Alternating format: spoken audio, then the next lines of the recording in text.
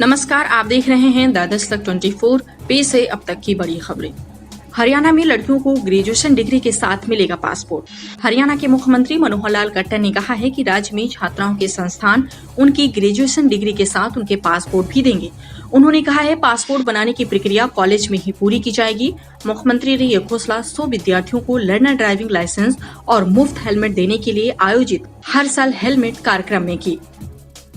चीन के साथ तनातनी के बीच भारतीय सेना फिर अमेरिका से मंगाएगी 72,000 असॉल्ट राइफल्स। असॉल्ट राइफल्स की दूसरी खेप के लिए ऑर्डर दिया जा रहा है। पहली खेप में 72,000 राइफल्स का ऑर्डर पहले ही अमेरिका की तरफ से भारत को भेजा जा चुका है और उसे सेना की तरफ से नॉर्दर्न कमांड और अन्य ऑपरेशनल इलाकों में किया जा रहा है इस्तेमाल। छत्तीसगढ़ के सीएम भूपेश बघेल ने की प्रधानमंत्री नरेंद्र मोदी से अपील। जिम खोलने की मिले इजाजत। उन्होंने कहा कि जिम मालिकों को गंभीर आर्थिक तंगी से गुजरना पड़ रहा है क्योंकि जिम मार्च से ही बंद हैं। उन्होंने पीएम मोदी से अनुरोध करते हुए कहा है कि जिमों को उसी तरह से संचालित करने की अनुमति दें जिस तरह से रेस्टोरेंट और होटलों को एसओपी के अनुपालन की स्थिति में काम करने की दी गई थी अनुमति। जल्द मिलेगी गर्मी से राहत। दिल्ली समेत उत्तर पश्चिम भारत में कुछ कई घंटों में होगी मानसून वाली बारिश। हालांकि महीने के आखिर तक मानसून उत्तर पश्चिम राज्यों में पहुंचता है, लेकिन इस बार पाकिस्तान से लेकर बंगाल की खाड़ी तक बनी टर्फ और दक्षिणी उत्तर प्रदेश के ऊपर एक साइक्लोनिक सर्कुलेशन ने मानसून को गति प्रदान दी है। इस बीच दिल्ली समेत उत्तर भारत के कई इलाकों में रविवार को प्री मानसून बारिश दर्ज की गई। अरबों की संख्या में डंप मास्क ग्लव्स समुद्र को बना रहे हैं जहरीला।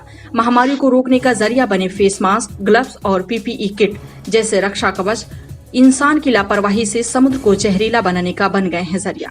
हर माह अरबों की संख्या में फेस मास्क और ग्लव्स समुद्र में फेंके जा रहे हैं जो जलीय जंतुओं के लिए जानलेवा हो गए हैं।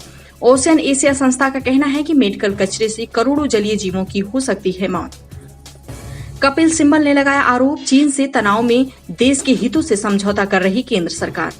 कांग्रेस राज्यसभा सांसद कपिल सिब्बल ने गलवान घाटी में भारत चीन के बीच बफर जोन बनाने के मामले में केंद्र सरकार पर देश के हितों से समझौता करने का आरोप लगाया है। उन्होंने कहा है कि केंद्र सरकार अपने देश की सीमा में घुस आए चीनी सैनिकों को पीछे हटाने के लिए जिस जगह पर बफर जोन बनाने की बात कह रही है वो हमेशा से रहा है भारत के हिस्से में। देश में कोविड-19 से स्वस्थ होने की दर 62.93% हुई। केंद्रीय स्वास्थ्य मंत्रालय ने बताया चौतरफा प्रयासों के कारण अधिक से अधिक लोग स्वस्थ हो रहे हैं। देश में इस समय कोरोना वायरस से संक्रमित 2,92,258 मरीजों का इलाज चल रहा है। रविवार को कोविड-19 से ठीक हुए लोगों की संख्या बढ़कर हुई 5,34,620।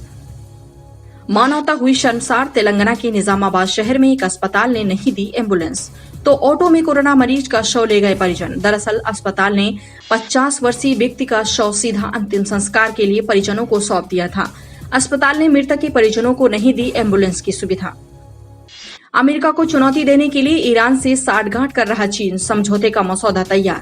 ये समझौता होने से अमेरिकी प्रतिबंधों से जूझ रहे ईरान की ऊर्जा और दूसरे क्षेत्रों में अरबों डॉलर के चीनी निवेश का खुल जाएगा रास्ता। वित्त वर्ष 2020-21 में जीडीपी में 4.5% के संकुचन का अनुमान।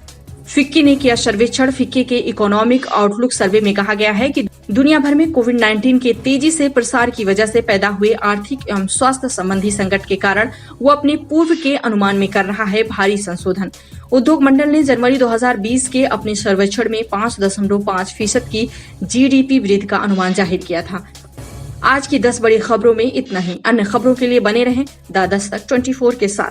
खबरें हमारी वेबसाइट www.thedastak24.com पर भी देख सकते हैं। नमस्कार। हमारे साथ जुड़े रहने के लिए हमारे YouTube चैनल को सब्सक्राइब करें, साथ ही बेल आइकन को दबाएं।